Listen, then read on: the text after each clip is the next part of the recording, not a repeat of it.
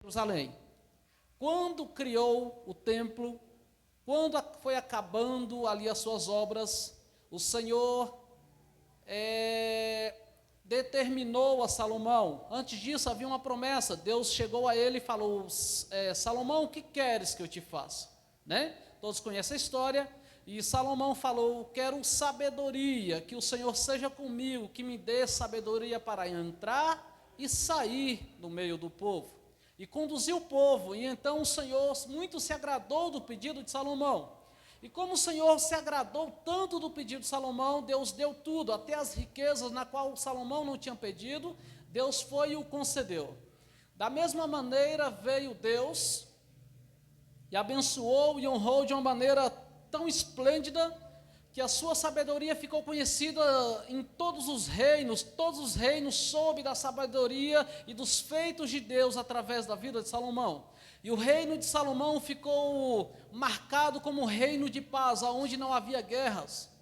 E então veio a palavra do Senhor, que era para Salomão guardar o seu coração, não ter aliança com outros povos, mas somente com os povos na qual faziam parte das tribos. E ao passar dos tempos, Salomão, já chegando aí talvez à beira dos seus 50 anos, começa agora a receber tantas visitas, e o seu olhar vai recaindo para outras mulheres, aonde ele começa a ter ali aliança com outros povos, quebrando ali a aliança, a promessa, uma promessa que tinha feita com Deus, que tinha recebido de Deus, a determinação que não era para, onde Deus advertiu que não era para ter relação com outros povos, e Salomão ultrapassou e quebrou ali aquela promessa. E então começa agora Deus trazer um novo juízo sobre Israel. Deus olhando, e Deus usa um profeta, e chega um homem chamado Jeroboão e fala: olha, eu vou trazer 10 reinos para que tu cuide dos 10 reinos, eu vou tirar os reinos de Salomão, da casa de Davi, porque eles me traíram, não conseguiram guardar a lei, não conseguiram guardar a promessa, mas isto será quando Salomão morrer, quando o seu filho tomar posse, se chamava Roboão, e quando assim quando ele toma posse, então vem Jeroboão lá do Egito, onde tinha fugido de Salomão, que Salomão queria matá-lo, e vem até Roboão, filho de Salomão, após a sua morte, a morte do rei Salomão, e vem falar com ele: olha, o seu pai foi muito duro conosco, e falou que queria até me matar, e o seu jugo sobre nós era muito forte, era muito grande, na qual não podíamos verdadeiramente carregar, mas como agora você tomou posse do reino, eu venho aqui a pedir que você alivie este peso, esse jugo. Então Roboão buscou aos anciãos, e procurou saber o que se tratava, como deveria se pôr diante de Israel. E ali os anciãos falam com ele: olha, é melhor você conquistar o coração do povo, porque se você conquistar o coração do povo, esse povo vai te servir para todo sempre, e você vai ter todas as 12 tribos contigo. E então vem Roboão a consultar também os jovens que cresceu com ele. E ali ele se adverte: olha, se eu fosse você eu não faria isso, já que seu pai foi pesado com eles, então seja mais pesado ainda. E foi o que Roboão fez, não deu ouvido aos anciãos da casa. Queridos, isso aqui é só uma introdução para os irmãos entrar na história, para a gente entrar na história. E então quando Roboão passa e fala isso a Jeroboão e a Israel, o povo entra em uma briga constante, aonde inicia aqui a divisão das tribos. Tribo do norte, Israel, as 10 tribos. Tribo do sul, a tribo que Roboão está, que é Judá, e Benjamim, que é a Jerusalém.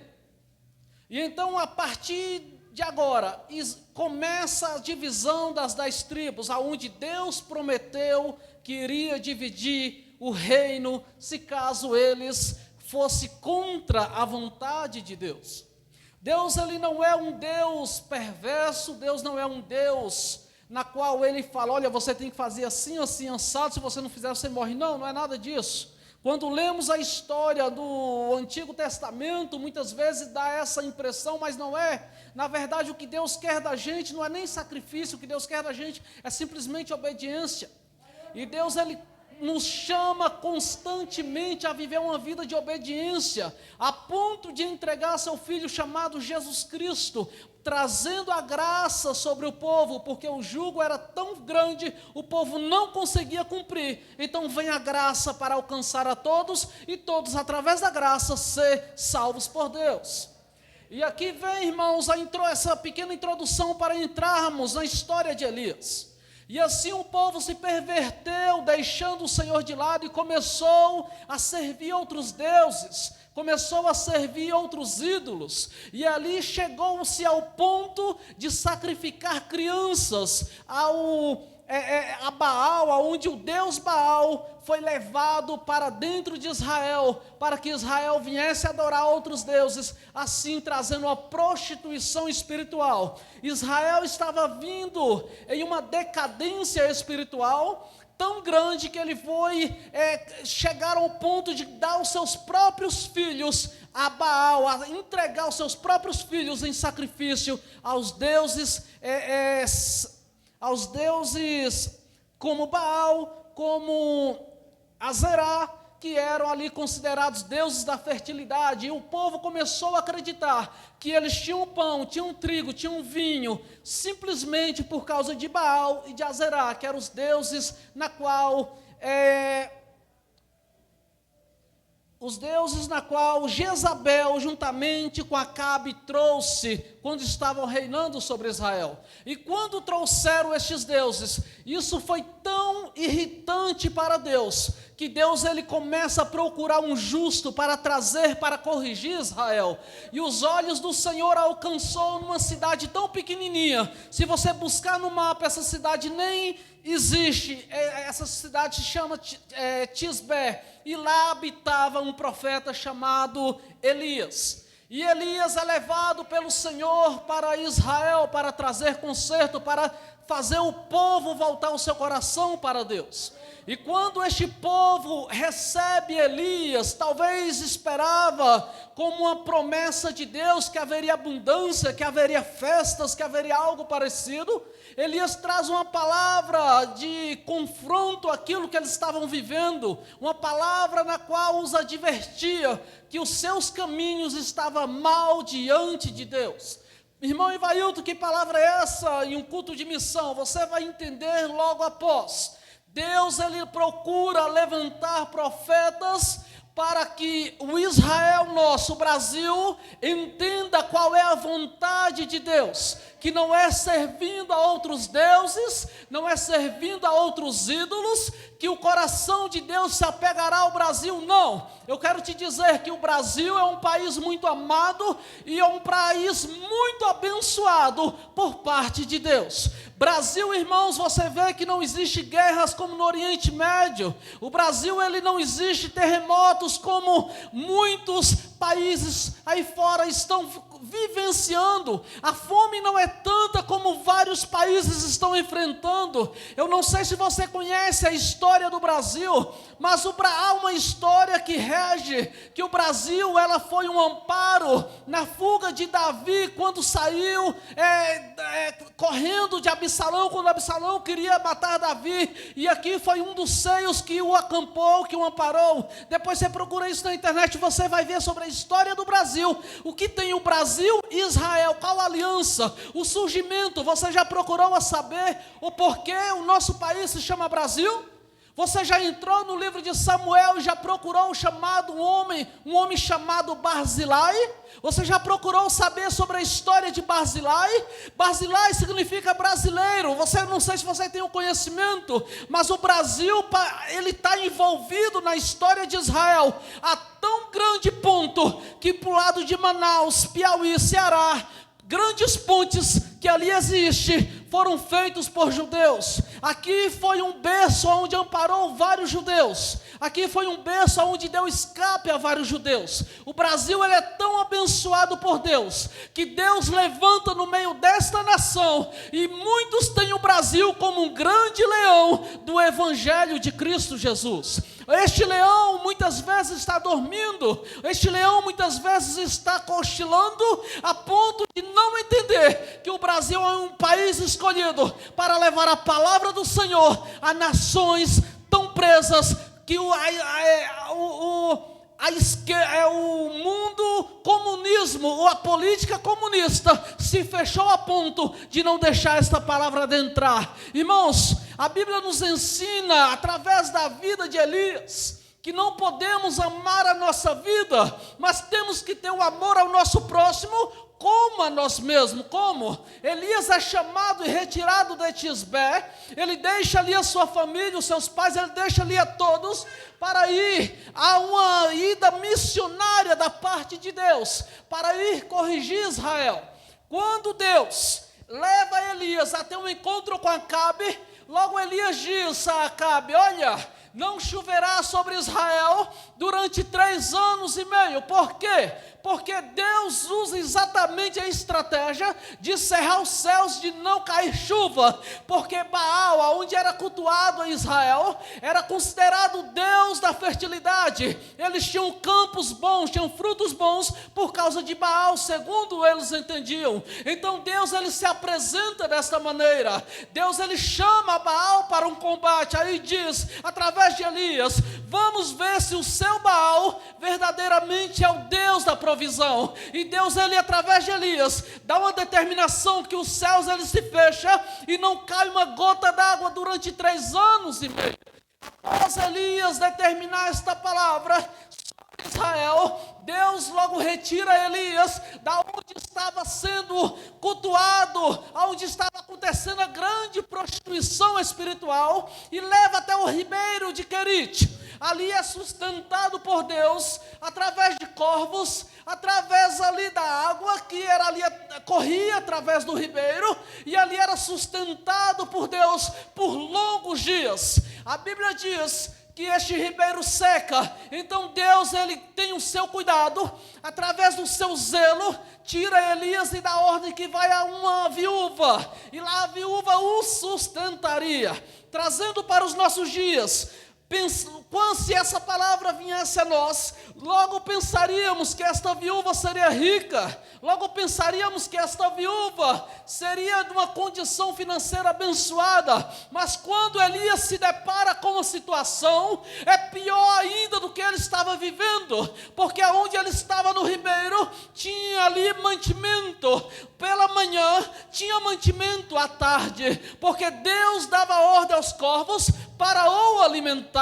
Mas quando ele chega na casa da viúva, vê aquela mulher catando os pedacinhos de pau, os rabiscos, os únicos rabiscos que ali sobraram da madeira para cozinhar, para fazer a sua última refeição, a ponto dela dizer para Elias: olha, eu não tenho pão, eu não tenho nada a não ser um bocado de farinha, um pouquinho de azeite para fazer a minha última alimentação com o meu filho. Então Elias diz, através da palavra do Senhor: faça primeiro para mim, coloca a mulher de prova. Irmãos, ser colocado de prova não é fácil. Se coloque no lugar desta viúva, você com o seu filho, com a sua última refeição do dia, ou a sua última refeição dentro da sua condição, um homem chegar até você e dizer: faça para mim primeiro, e nunca te faltará alimento. Esta mulher foi uma mulher de coragem, ela fez conforme a palavra do profeta, e ali o Senhor honrou, abençoou, supriu as suas necessidades, não deixou faltar-lhe nada. A Bíblia diz que neste tempo vem Elias, usado por Deus, e ali começa a fazer grandes obras. Aí Elias é sustentado pelos corvos, multiplica a farinha e o azeite, chega a um ponto que Elias ressuscita o filho da viúva. Deus leva Elias até Acabe, vai para o Monte Horebe, faz fogo ser consumido, faz o holocausto ser consumido pelo fogo, mas chega um ponto que todos nós passamos em nossa vida, é o ponto que somos provados por Deus, é um ponto que muitas vezes quando nos sentíamos um super-herói, um grande pregador, um grande profeta de Deus, agora sentimos medo quando somos confrontados com algo que mexe a nossa estrutura. Assim foi Elias, quando recebeu a mensagem de Jezabel, que ela mataria ele, como ele matou os profetas. Então Elias, ele se amedronta, ele se sente tão pequenino, ele olha para dentro de si, e ele passa por um grande conflito sentimental. Este conflito sentimental, irmãos, muitas vezes nós passamos por ele. Você já percebeu que quando Deus ele te usa para orar por alguém, muitas vezes a pessoa é curada, a pessoa é restaurada, é restituída, mas há um momento em nossa vida que nós nos sentimos tão pequenos. Quando vem alguém querendo uma palavra, nós olhamos para o céu e fala: Senhor, eu que estou precisando de uma palavra para ser levantado, eu que estou necessitando de uma palavra para me dar ânimo. E este Elias, aquele homem que Deus usou para fazer tantas essas obras, agora ele é pego no conflito sentimental, ele é pego no conflito espiritual.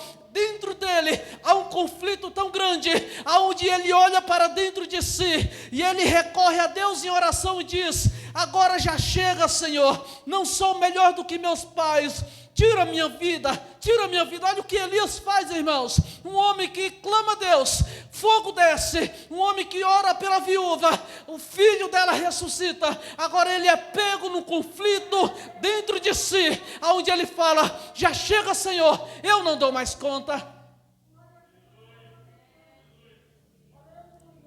Irmão Vailton, que palavra é esta? Esta é uma palavra para mostrar para vocês que os pregadores do Evangelho não é nenhum super-herói, que os pastores e missionários que estão trabalhando no campo missionário não é nenhum super-herói. Todos sentem medo, todos sentem coragem, todos têm um sentimento de dor. Por que esta palavra? Porque aqui nesta igreja há pastor e pastora e há membros, na qual tem o mesmo sentimento que Elias teve.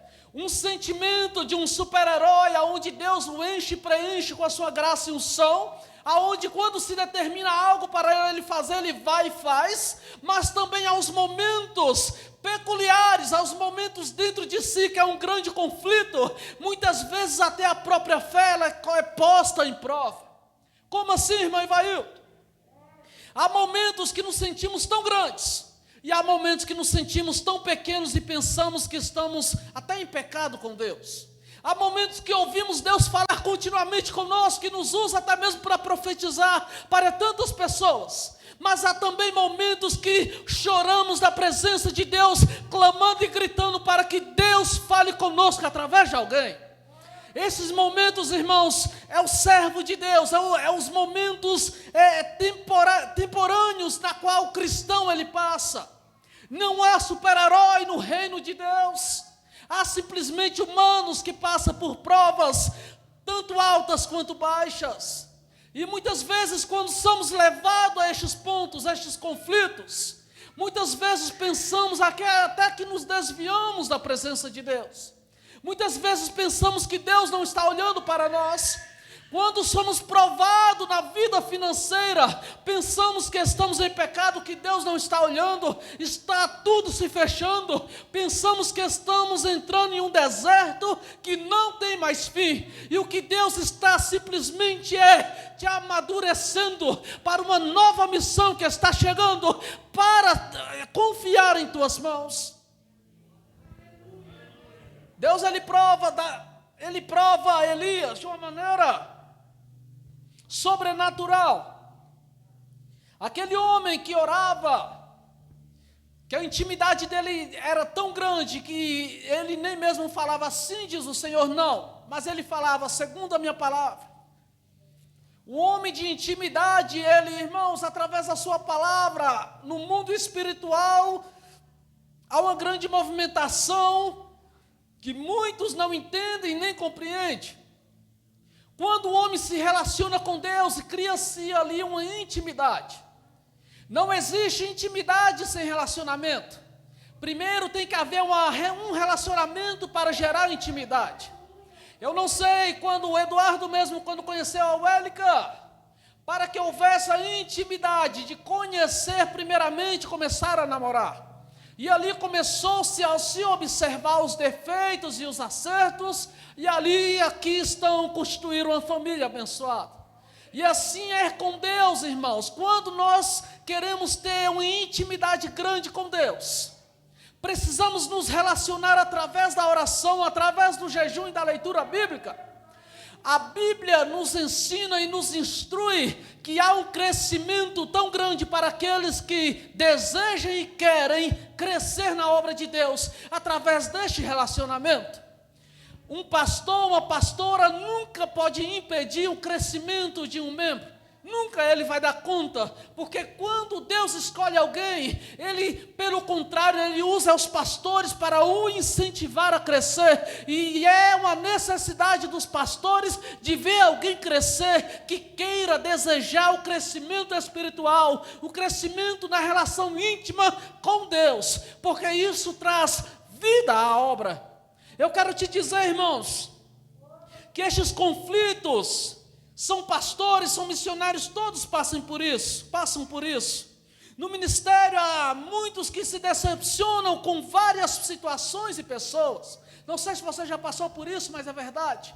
Muitas vezes pensamos que confiamos demais em uma pessoa e colocamos toda a perspectiva sobre aquela vida. É um erro que muitas vezes fazemos, porque o ser humano ele é errôneo, irmãos. Da mesma forma que ele está aqui de pé, lá na frente ele pode cair, ele pode tropeçar. E uma coisa aprenda nesta noite: nunca julgue na sua vida.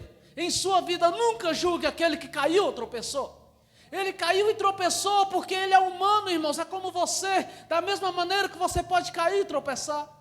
Assim foi Elias, no momento de confronto se sentiu tão forte, mas no momento que ele é levado mediante a uma ameaça de Jezabel, ele sentiu medo e agora clama pela sua morte. Ele logo diz: eu não sou melhores que os meus pais.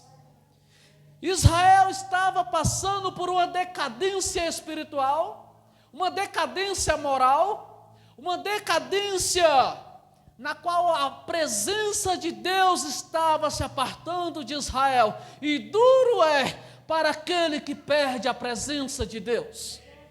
A presença de Deus, irmãos, ela tem que ser a coisa mais valiosa em sua vida, a ser conquistada, a ser guardada. Você tem que brigar por essa presença. Jamais deixe essa presença sair da tua vida, porque a presença de Deus é a que te gera vida e vida com abundância.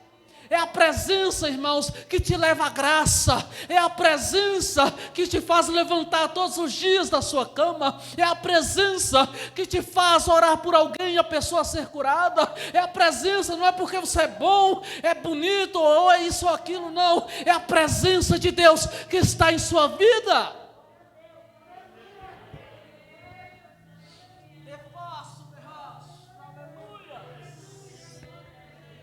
Os conflitos precisam ser encarados de frente. Você não pode fugir dos conflitos jamais. E é o que Deus permitiu aqui, que Elias passasse por alguns conflitos, para ensinar e amadurecer ainda Elias nestes pontos, da qual Elias ainda não tinha aprendido. É tratar os conflitos de frente. Cada vez que você foge do problema, ele só aumenta, e chega um momento que você vai ter que dar de frente com este problema. Então o problema, ele não pode ser esquecido de lado, ele tem que ser encarado de frente. Eu não sei qual é o teu conflito, mas você tem autoridade e poder para vencê-lo. Não deixe este conflito te matar a tua fé, roubar a tua paz. Eu não sei se você tem adentrado em alguma caverna, como fez aqui o profeta Elias.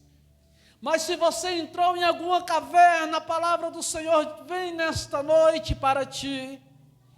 O que fazes aqui, Elias? A missão é para todos, não é para os missionários nem pastores. Departamento de missão é um trabalho meio árduo. Eu, Daniel e minha esposa trabalhamos ali na 45 nesta área. E é uma área que precisa ter uma observação muito grande, ter uma atenção muito grande. Porque missão não é simplesmente dirigir um culto de missão e pronto, não. Missão está ali, depois daquela grade para fora, é alcançar aquelas pessoas. São pessoas que estão caídas no meio do caminho. São pessoas que estão morrendo em meio às drogas, em meio aos vícios. E temos que ter esta coragem de chegar até eles. Glória a Deus. Todo mundo passa por um processo. Processo do amadurecimento. E a escola desse processo se chama deserto. Eu não sei se você se deitou debaixo do zimbro. Eu não sei se você adentrou dentro da caverna como fez Elias. Mas a palavra do Senhor para ti nesta noite é: o que fazes aqui, Elias? O que fazes aqui? O que é que está acontecendo? Levanta-te. Levanta-te. Saia da caverna, Elias. Vem aqui, vamos conversar. O Senhor se pronuncia como Elias dentro da caverna, dizendo: saia de dentro da caverna. Venha para fora, Elias, vamos conversar. E Elias pensava que só ele havia como profeta, e Deus fala: não foi só você, Elias, mas eu guardei ainda 7.000 que não se ajoelharam perante os ídolos. E estes 7.000, irmãos, somos nós, eu e você. Este mesmo Elias, irmãos, eu e você. Por incrível que pareça, não sei se você já viu a história de Pedro. Pedro prometeu ir até a morte com Jesus. Pedro prometeu de ser com Jesus em todo o tempo, de brigar se fosse preciso. Pedro prometeu fidelidade a Jesus continuamente.